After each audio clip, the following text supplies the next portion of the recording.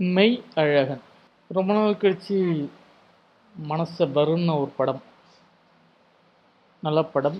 இது ஏன் நான் தியேட்டரில் பார்க்காம மிஸ் பண்ணேன்னு எனக்கு தெரியல. நேற்று தான் நெட்ஃப்ளிக்ஸில் பார்த்தேன். எல்லாருமே ஒரு பார்க்க வேண்டிய ஒரு படம். அதாவது இப்போ ஓடுற காலத்தில் ஒரு ப்ரெஷர் இருக்கும். எதிர் நோக்கி நம்ம ஓடிட்டுருக்கோம். என்ன பண்ணுறோம் அப்படி தெரியாமல் நம்ம ஓடிட்டுருக்கோம் சில விஷயங்களுக்காக. எல்லாமே ஒரு காரணம் மணி மைண்டுக்காக தான் பணத்துக்காக நிறைய ஓடிட்டுருக்கோம்.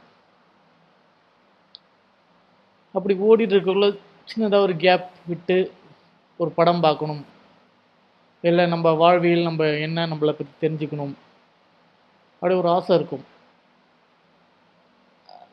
அப்படி நினச்சா இந்த ஒரு படம் போய் பார்க்கலாம். மெய்யழகன் நெட்ஃப்ளிக்ஸில் இருக்குது, பாருங்கள். நான் நேற்று தான் பார்த்தேன். நான் தேட்டருக்கு போய் மிஸ் பண்ண ஒரு படம் இது. மெய்யழகன் விமர்சனம். ஓர் இரவு பயணமும் அதனுள் அடங்கியிருக்கும் சொந்தங்களுடனான பெருவாழ்வும்.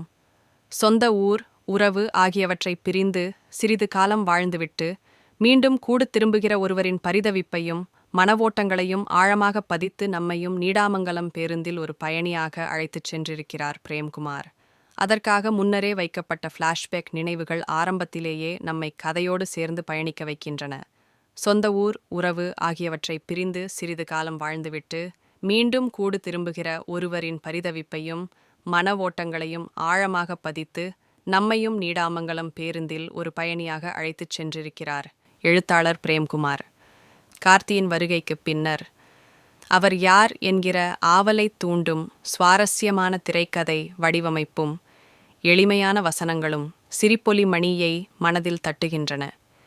இருமைய கதாபாத்திரங்களை மட்டுமே காட்சி சட்டகத்தில் வைத்துக்கொண்டு இடைவேளை வரை எந்தவித சலிப்பினையும் தராமல் இழுத்துச் சென்ற திரைமொழிக்கு பாராட்டுகள் ஆர்ப்பாட்டமில்லாத திரைமொழி, எளிமையான வசனங்கள், யதார்த்த மனிதர்கள் என்று உன்னதமான நினைவலைகளை அசைபோட வைத்து ஆசுவாசப்படுத்தும் இந்த மெய்யழகன்.